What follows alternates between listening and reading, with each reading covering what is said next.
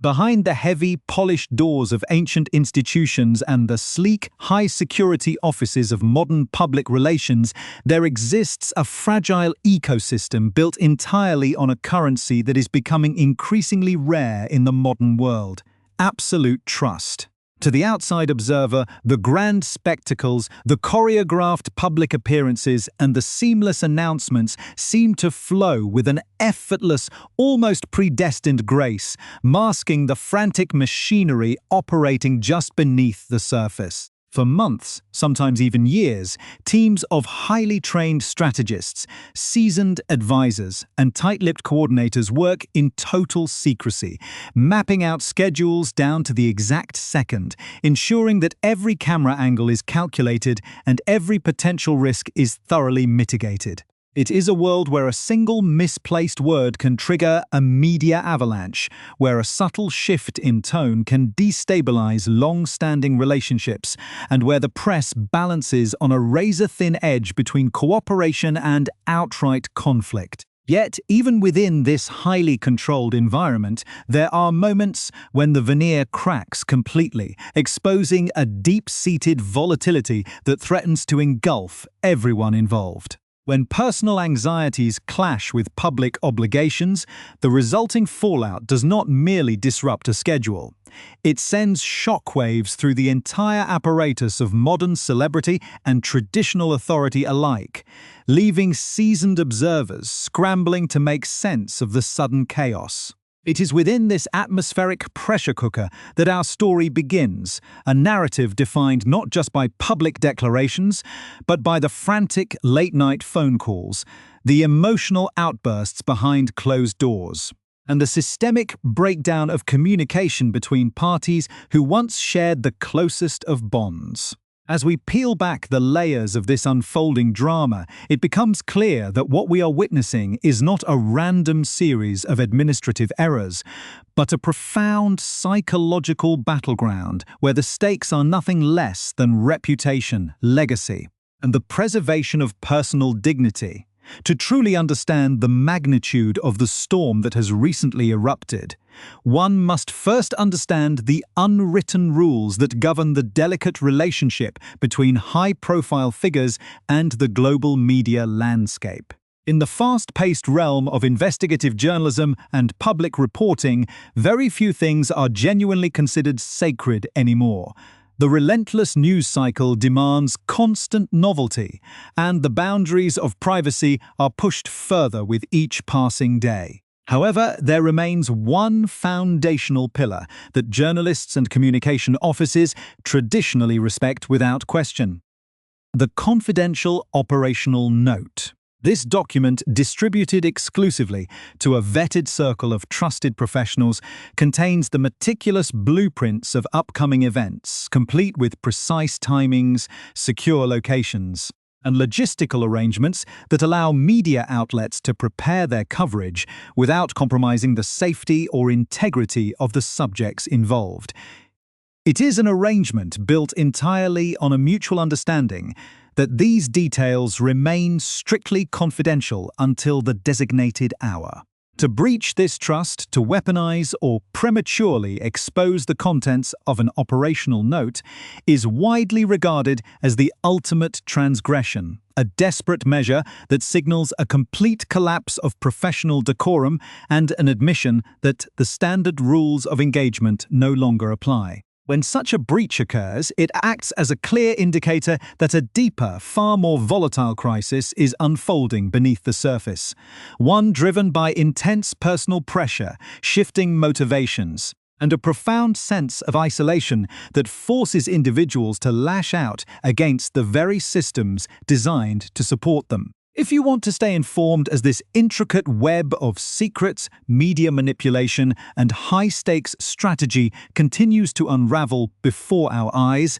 please consider subscribing to the channel to ensure you never miss an update on these rapidly evolving developments. As we continue to track every twist and turn of this extraordinary situation, as the final hours of the traditional workweek wound down on a seemingly quiet Friday afternoon. A quiet unease began to settle over the editorial rooms and commentary circles that closely monitor the actions of prominent public figures. For months, whispering campaigns and subtle media briefings had hinted at a massive, highly calculated reset, a grand strategic maneuver designed to redefine how certain individuals navigate their dual existence between private commercial enterprise and traditional ceremonial expectations. The stakes could not have been higher, as this long-term planning was intended to secure a permanent, unprecedented compromise that would allow them to maintain a highly lucrative foot in both worlds, enjoying the prestige and protection of their heritage while remaining completely free from the restrictive oversight and accountability that usually accompanies it. This was not a sudden impulse, but rather a deeply orchestrated campaign that had been quietly developed for over half a year, with various factions within the public relations apparatus working tirelessly to ensure its success. The atmosphere was thick with anticipation, as everyone involved knew that the upcoming days would serve as the ultimate testing ground for this ambitious endeavor. However, what no one could have anticipated was how quickly the entire architecture of this plan would be thrown into absolute jeopardy by a sudden emotionally charged reaction to a piece of routine administrative news. A reaction that would trigger a sequence of events so bizarre and contradictory that it left even the most hardened industry veterans questioning the psychological stability of the minds directing the chaos from afar. The tension was palpable, vibrating through the phone lines as journalists and insiders realized that a major explosive narrative was brewing, one that would pit personal paranoia against institutional resolve in a public arena. The true catalyst for the weekend's unprecedented media explosion arrived at a highly unusual hour, landing in the inboxes of selected journalists late on Friday evening, just as the world was winding down for the weekend. The timing itself was a calculated choice, intended to catch the news cycle at a moment when traditional editorial filters are lowered and the appetite for breaking developments is at its absolute peak. This document, the highly sensitive operational note that should have remained a closely guarded secret, outlined a comprehensive and demanding itinerary that promised a major public convergence of interests, involving high-profile visits to historic institutions, charitable events, and global sporting initiatives. On paper, it appeared to be the definitive confirmation of a long-awaited arrival, a carefully curated schedule designed to project confidence, purpose, and a renewed commitment to public engagement. Yet, less than 24 hours later, the entire narrative was violently derailed by a simultaneous media leak that directly contradicted the very document that had just been issued, throwing the global press into a state of absolute frenzy and setting off a chain reaction of frantic phone calls, mutual accusations, and institutional panic that revealed a profound, deeply troubling crisis of confidence at the very heart of this high-profile operation. The sudden shift left the public bewildered and the media scrambling for answers, as it became blindingly obvious that a fierce, emotional battle was being fought behind the scenes. A conflict that threatened to tear down the carefully constructed facade of a grand international tour before it could even begin,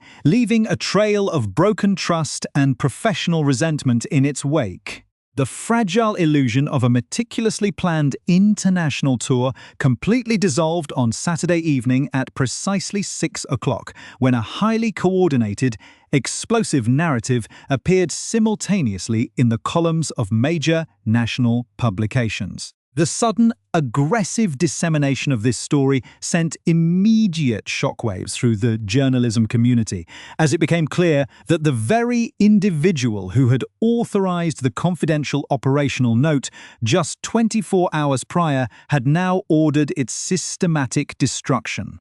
The published reports claimed that a dramatic reconsideration was underway, suggesting that the upcoming travel arrangements for the prominent family were being held in absolute jeopardy due to an alleged sudden shift in their security arrangements. To the untrained eye, this looked like a sudden, unexpected administrative crisis forced upon an innocent party. However,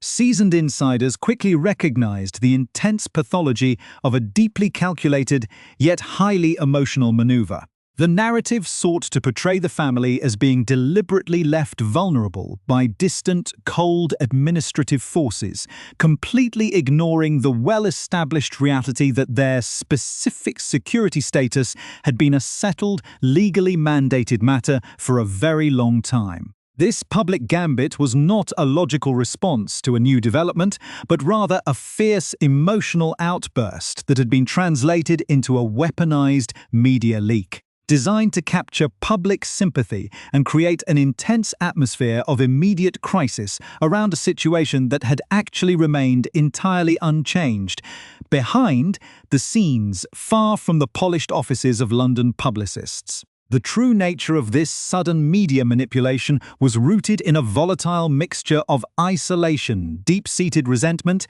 and overwhelming paranoia. Reports began to surface from those close to the situation that the explosive leak was triggered by a routine administrative communication from the Home Office, which simply reiterated the long-standing, established legal reality regarding protection protocols. Instead of handling this expected notification with a measured, professional approach, the prominent figure reportedly suffered a severe psychological crisis, lashing out at advisors and directing intense anger toward the administrative staff who manage institutional affairs. This emotional collapse, which took place during a private family holiday in Portugal, culminated in an immediate, furious demand to plant a highly damaging story in the very publications that he had previously spent years condemning and suing in high-profile privacy lawsuits. The hypocrisy of utilizing a despised media outlet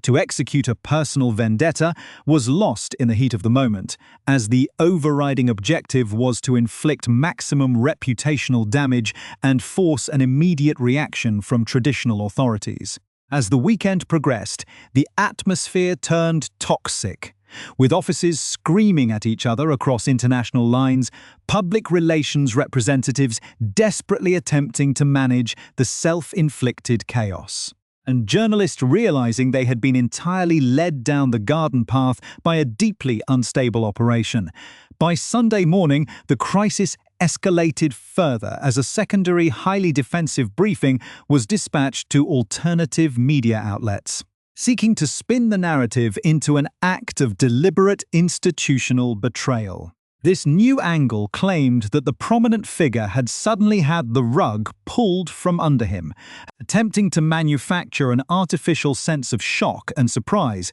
over a security framework that had been legally codified and consistently maintained for years. This calculated distortion of the truth was a cynical attempt to bounce the sovereign into a direct personal intervention, utilizing emotional blackmail to compromise the strict boundaries that separate personal family dynamics from state administration. The calculated cruelty of using the young children as a rhetorical lever to apply psychological pressure to an aging father was immediately apparent to close observers, echoing previous instances of intense domestic manipulation where access to the grandchildren was explicitly weaponized during private disputes. To his great credit, the sovereign remained completely resolute and fair, refusing to compromise constitutional propriety by interfering in matters that fall strictly under government and police jurisdiction.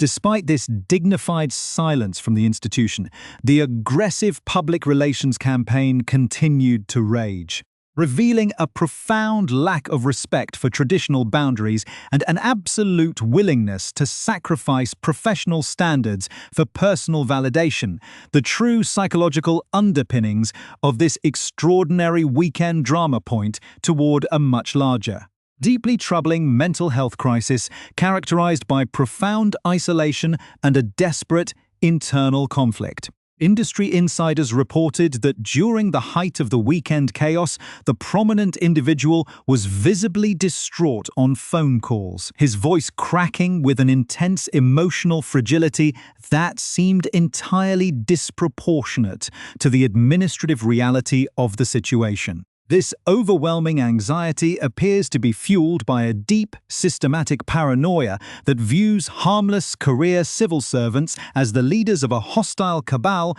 dedicated to keeping the family isolated from traditional circles. This intense delusion is further complicated by past and potentially ongoing dependencies on substances known to exacerbate paranoia and cloud critical judgment. A reality that the individual has previously celebrated as a form of mental clarity, but which clearly contributes to an increasingly distorted perception of reality. The ongoing tension is deeply rooted in a pathological cycle of intense self-pity, shifting rapidly between profound depression and aggressive external lashing out against a family that has consistently attempted to maintain a dignified, supportive distance. The deep-seated guilt of having publicly exploited family relationships, particularly during times of severe health challenges for close relatives, appears to have turned inward, manifesting as a destructive, chaotic energy that continuously disrupts the lives of everyone caught in its immediate orbit. As the frantic weekend drew to a close, the entire chaotic narrative took yet another bizarre turn on Monday afternoon, when the public relations apparatus issued a sudden, completely contradictory statement that effectively attempted to erase the entire crisis of the preceding 48 hours. At 4 o'clock, a new declaration announced that the international tour was proceeding exactly as originally planned, completely ignoring the dramatic claims of danger and betrayal that had dominated the front pages just a day prior. This transparent climb-down revealed the ultimate failure of the emotional blackmail strategy, as the public relations team realized that public sympathy had entirely collapsed and that the attempt to force an institutional intervention had backfired catastrophically. The sudden reversal left the media and the public feeling completely manipulated, exposing the deep cynicism of an operation that treats major security declarations as entirely disposable bargaining chips in a private game of reputational chess. The ultimate losers in this chaotic cycle are the independent charities, event coordinators, and international initiatives who have dedicated months of hard work to planning these events, only to find themselves dragged along like tin cans behind a speeding car. Entirely subject to the volatile whims and psychological instability of a deeply damaged individual who demands absolute deference while offering zero professional consideration in return. To truly understand why this volatile pattern of behavior matters beyond the immediate disruption of a single week, one must look closely at the underlying motivations that drive this high-stakes family drama into the public eye time and time again. At the absolute center of this chaotic operation lies an intense, unyielding reliance on commercial exploitation that relies on proximity to the sovereign institution. Despite repeated public declarations of independence and a desire to build a separate life away from traditional oversight, the reality remains that every major successful endeavor launched by this couple has been explicitly built on their proximity to the royal family. The commercial strategy has consistently positioned their heritage, their elite titles, and even their young children at the absolute core of their global marketing efforts, utilizing historical connections to secure highly lucrative media deals, publishing contracts, and lifestyle brand endorsements. When this essential connection is threatened by an administrative reality or a lack of official endorsement, a profound panic sets in as the entire financial and reputational architecture of their brand relies on maintaining a visible, undeniable adjacency to the throne. This reliance creates a vicious cycle where public attacks on the institution are rapidly followed by desperate demands for access, accommodation, and official recognition, exposing a deep cynicism that treats ancient traditions as a mere backdrop for personal enrichment. This desperation is further intensified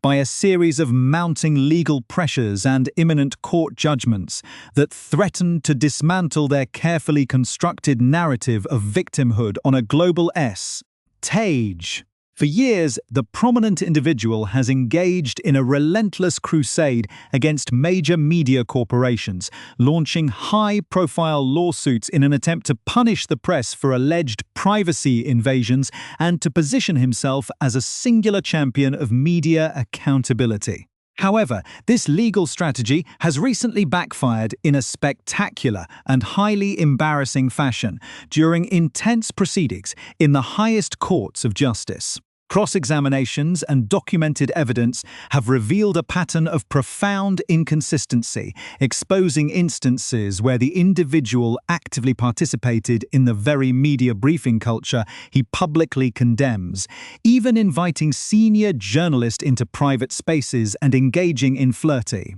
collaborative weekends with editors while simultaneously claiming that all information was obtained through unlawful means. With a massive, highly anticipated judgment due to land within a matter of days, insiders report that the lawyers are already in possession of findings that are highly unlikely to deliver the crushing existential victory that was promised. Instead, the impending legal revelations are expected to expose a systematic lack of credibility, painting a portrait of an individual who repeatedly fell back on foolish, easily disproven explanations when faced with objective facts. A reality that undoubtedly fueled the intense paranoia and emotional volatility witnessed over the weekend. The stark contrast between this erratic behavior and the quiet, dignified resilience of the rest of the family has never been more profound, particularly as the institution navigates one of its most challenging periods in modern history. While the sovereign and senior figures have quietly faced severe, deeply personal health battles with courage and transparency, the distant couple has consistently chosen to elevate their own grievances, demanding absolute focus on their security disputes and emotional anxieties. This profound lack of empathy was vividly illustrated even during the final, somber hours of the late Queen Elizabeth's long reign, where personal disputes over travel arrangements and public relations representation were prioritized over collective grief and institutional stability. Throughout all of this, the sovereign has maintained an extraordinarily fair, generous, and consistent posture, refusing to engage in public mudslinging and continuously extending offers of private family support, including providing secure accommodation within a historic royal palace for upcoming visits. Yet, many close advisors and members of the public increasingly view this continued leniency as a significant strategic mistake, arguing that continuing to offer high-level access to individuals who have repeatedly shown a willingness to exploit family bonds only invites further chaos and undermines the dignity, stability, and strength that the public rightfully expects from its leadership. The long-term consequences of this perpetual instability extend far beyond the immediate circle of advisors and media commentators, deeply affecting the ordinary. Dedicated individuals who work tirelessly to support international charitable initiatives. Events like the global sporting competitions for wounded veterans are built on years of careful planning, community engagement, and the selfless dedication of participants who look forward to these moments as a vital part of their rehabilitation and personal triumph. When a high-profile patron treats these events as secondary to a personal public relations war, cancelling and then reinstating confirmations on a whim based on emotional outbursts, the true purpose of the charity is completely obscured by a cloud of manufactured melodrama. The public has grown profoundly exhausted by this ongoing spectacle, recognizing that true royal service is defined by a readiness to put duty above self, to honor commitments, and to treat others with unwavering respect and consideration. As the prominent couple continues to lurch from one self-inflicted crisis to the next, dragging independent organizations along in their wake, they alienate the very audiences whose support they desperately need to sustain their commercial survival. Ultimately, this extraordinary saga serves as a vivid reminder that true legacy cannot be bought through aggressive media campaigns or manufactured controversy. It is earned through steady, dignified service, a standard that this volatile operation seems entirely incapable of achieving.